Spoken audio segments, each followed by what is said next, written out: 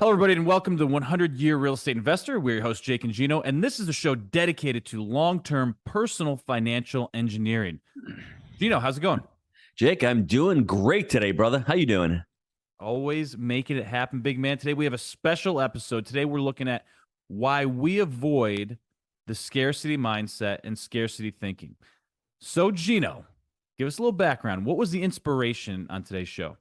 Well, as I've been doing a lot of reading, Jake, you know I like to read, and I've been reading books on Dave Ramsey and Suze Orman, and they have some great information. The problem with that information is it stops at a certain point.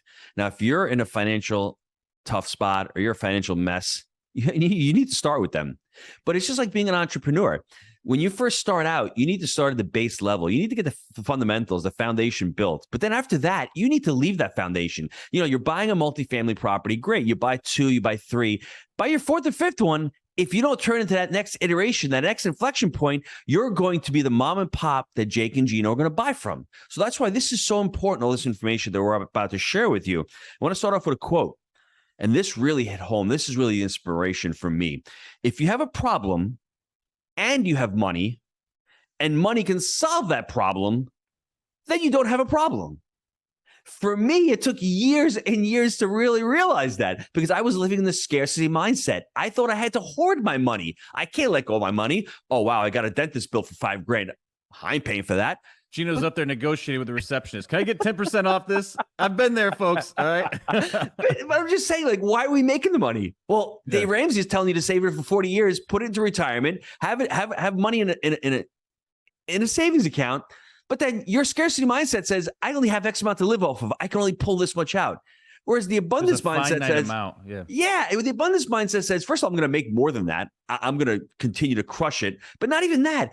I have this money. Money's a tool. Let me pay for my kids' debt and braces and not worry about it because at least I have the money to solve the problem or to buy glasses or to go on vacation. I used to always look at it from a scarcity mindset. Now I look at it from a gratitude mindset. And the scarcity mindset does not allow you to have gratitude for what you have, what you've owned, what you earn, because you're always worried about losing it. It's always a rainy day.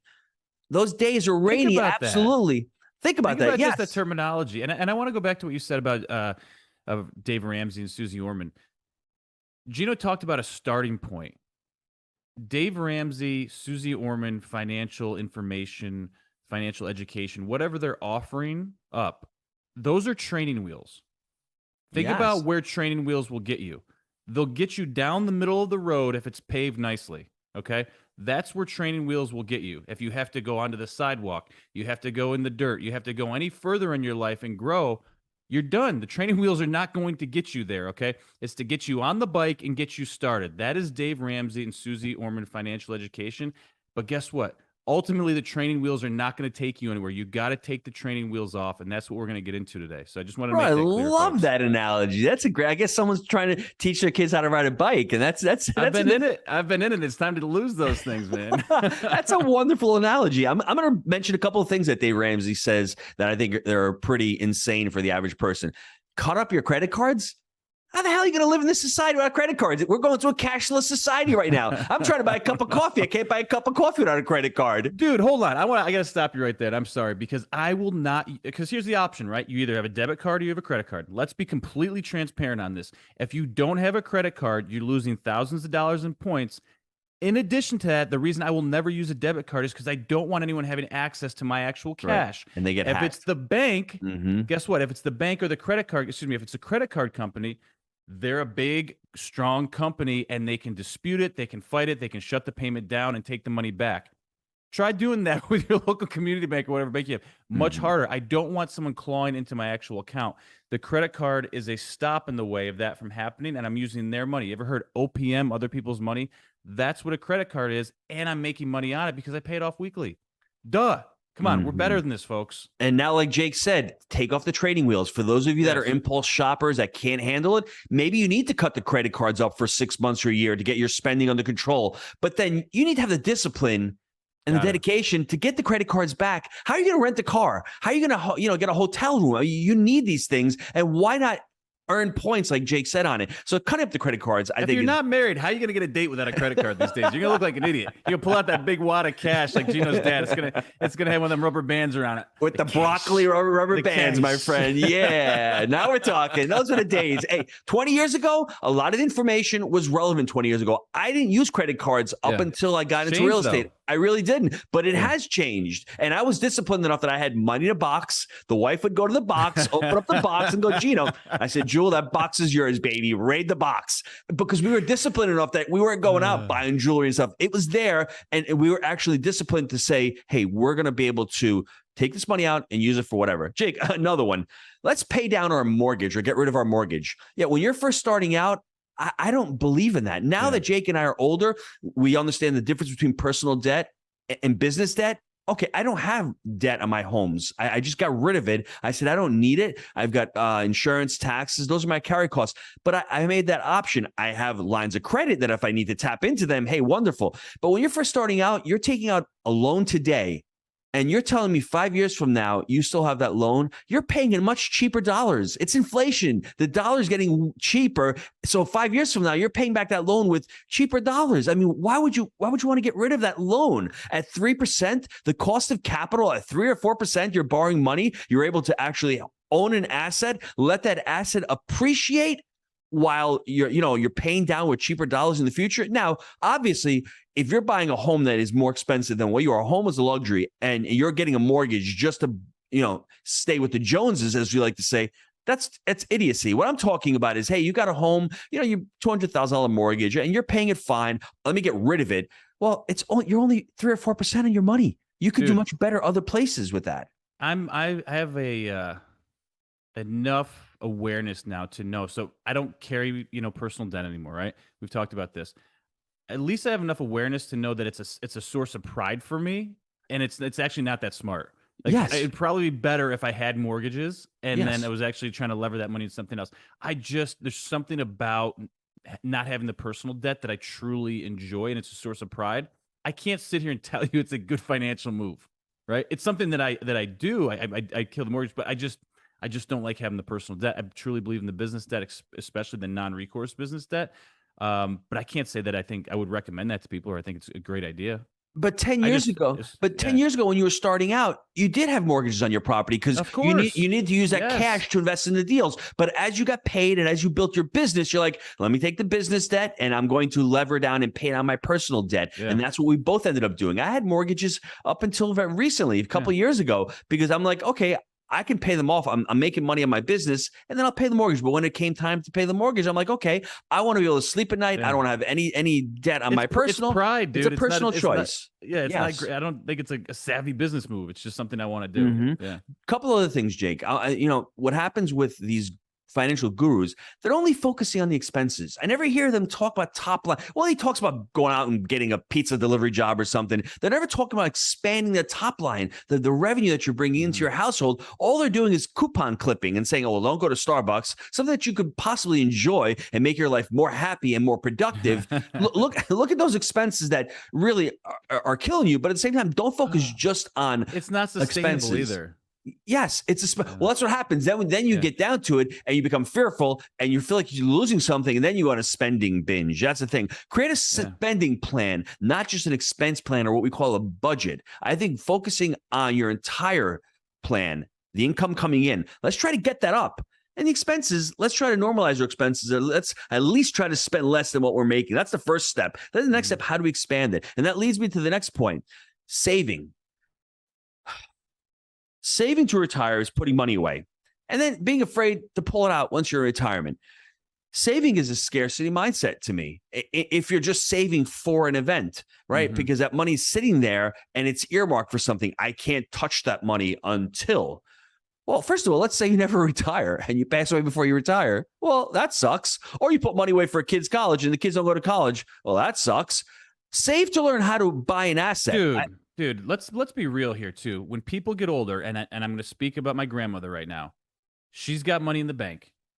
She makes a little bit, she makes Social Security money. She's got some interest. She's got some things coming in, right? So she's got some income coming in.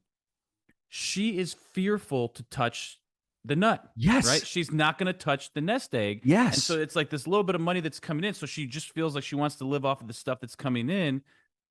It's just people get to that point and they get we were even more conditioned that way, fearful. weren't we? Wasn't she conditioned that way with the scarcity mindset? Was what we're talking but how about. many? But you know what it is, and people like this, and so do I. She's worried about passing it down to her kids and making sure there's something to pass down the line. So she's now they've built this up, and now they're afraid to touch it. So it's like, guys, think about what we're doing and conditioning ourselves. You build it up, and we're going to use it someday. And then if you're a super responsibility junkie like my grandmother, it's there, and you won't even use it because you're scared to death. So that's why having assets that pay you every month is the key. We don't want to just rely on this nest egg sitting there, because now that's devaluing. Okay, inflation's outpacing it. And then we're not even going to use it when we get to a certain point if we have a certain personality type. It's very sad in a way. First, if I can really read your mind, because I got notes here, and it's going to go into the next one, which I think is truly important. I can speak from personal experience on this. Scarcity mindset does not allow you to think about being charitable. When I was at the restaurant, I really held on to my money because I didn't know where the money was coming from. Giving a free slice to anybody. and to me, I was rather charitable, but I really thought twice about it. I'm like, should I give it away? And my mom would always say to me, hey, you better not be giving a lot of money away because you never know what's going to happen next year.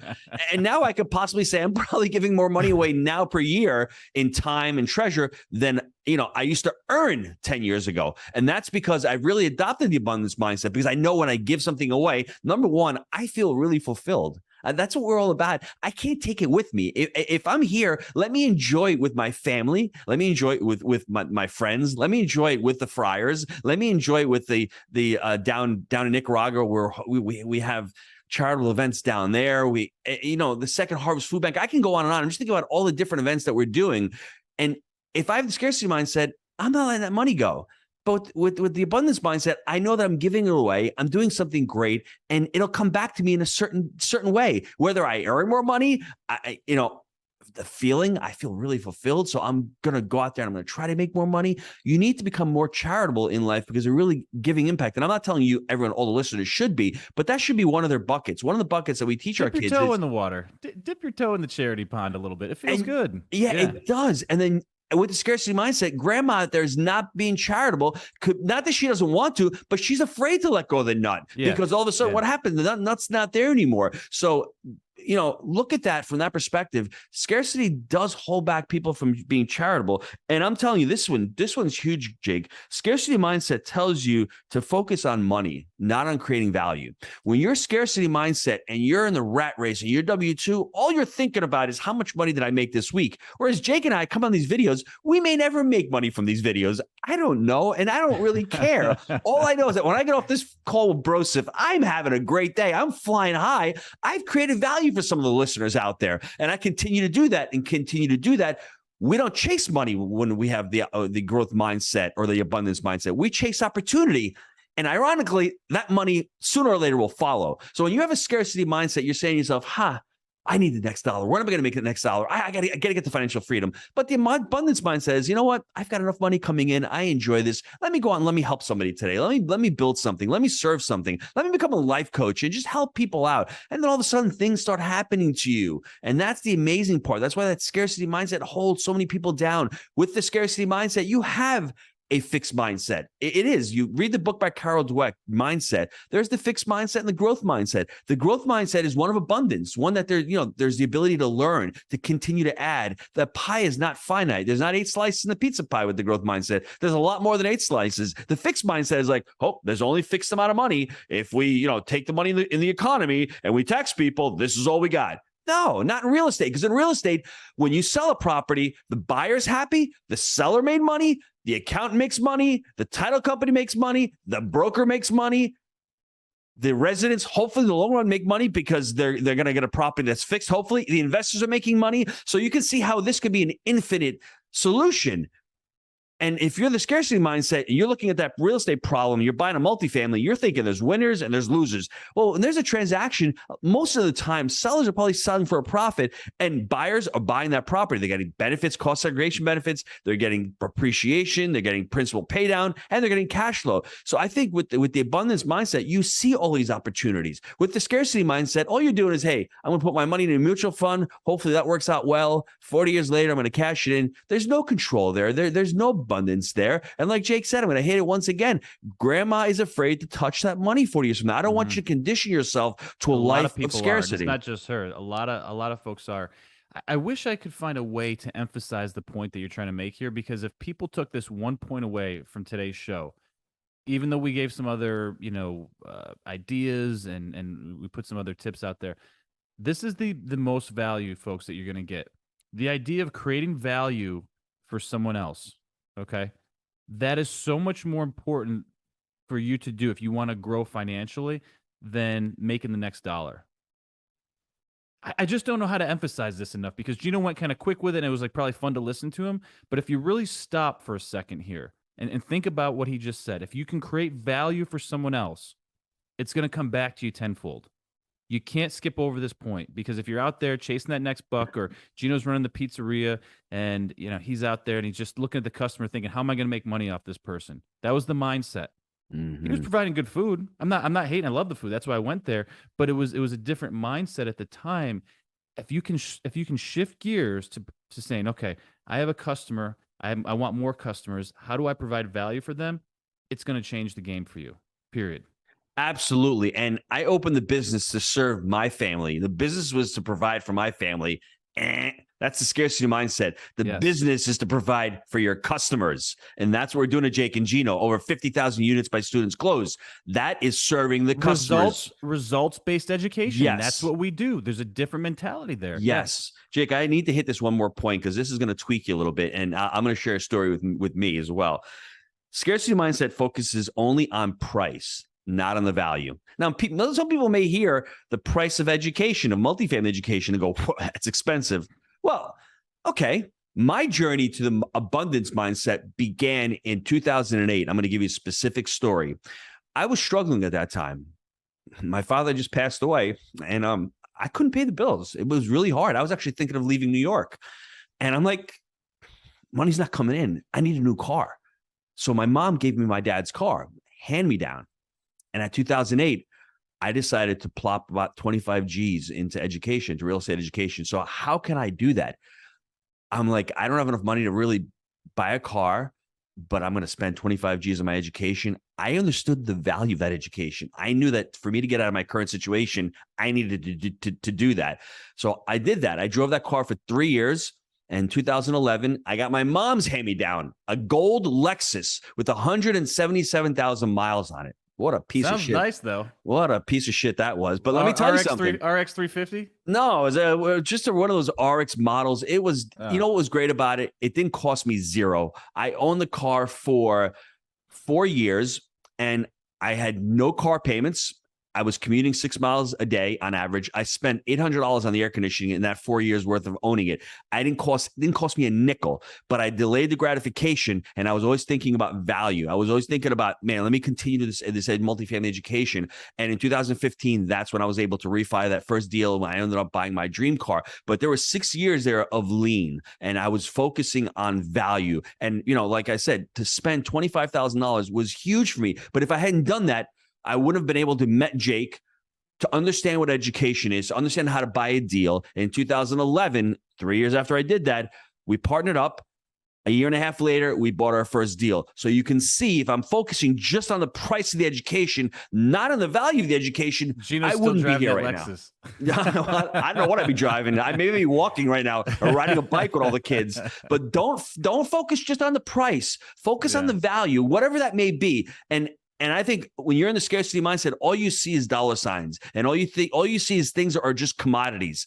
Not everything in life is a commodity. I've driven $50,000 cars, I've driven $10,000 cars, and I've driven $150,000 cars. The value of a car that's $150,000, when you get into it, it smells nice.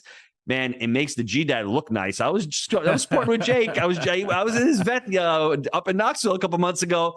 People look at you a little bit differently. I'm just saying, and it's not that I'm saying you should or shouldn't, but there's value in that car. It makes you feel good. So don't just look at price is all I'm saying. Look at what that thing is going to be valuable. And if that's part of your values, so go back into what your value system is. To me, that's not one of my values. I don't care about those shiny objects. No, now I'm thinking we might need to get you in the G-Wagon. Like the G-Daddy, like the G-Ride or something. It might work. I don't know. But Jake, don't you agree with me? Like we always are focusing on price, and you do it a lot, and I do it a lot as well. Yeah, well, no how much doubt. does it cost? Well, what is it? If it costs me $1, but I'm going to make $3 from it, well, I should pay $2. Why? Don't worry about that. So don't focus just on price. Focus on the value, everybody. Hey, you've seen it though. I think a lot over the last few years with me when it's come to some of these expenses. Yes. Well, and now even look at the terminology I'm using, expenses. Some of them have been opportunities, and I said, well, Gino, if this is going to cost this, what is it going to actually return though? So the conversation has changed where we're looking at that saying, this is an investment. What do we think it turns into? And that's where we've evolved as cheapskates. Right? I love that, Jake, because you're the one who pushes me. Every time we make a new hire, I'm like, oh, God, here goes another 50 G's out of our pocket or 100 G's. And Jake's like, no, don't worry about it. Let it play itself out. If it doesn't work, we can always cut it. And I think that's been your genius to be able to push me to do that and to reinvest. Scarcity says I'm spending. Abundance says I'm investing. That's the big difference. I'm spending for my education versus I'm investing in my education. I know we've gone a little long, but I need to put this one more point in there, Jay, because this is really important. Scarcity mindset. Producers use the money.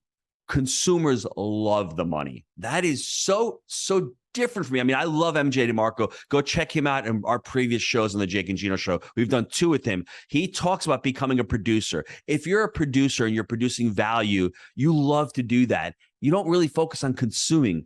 People who have the scarcity mindset are always focusing on consuming, not on growing their business or growing their personal development or growing their life. They're worried about consuming. That's really, really important, everybody out there. And that was me when I was at the restaurant. I wasn't worried about producing more value. I was worried about consuming from the business. What's the business going to give me instead of what can I give the business to be able to have the business serve my customers?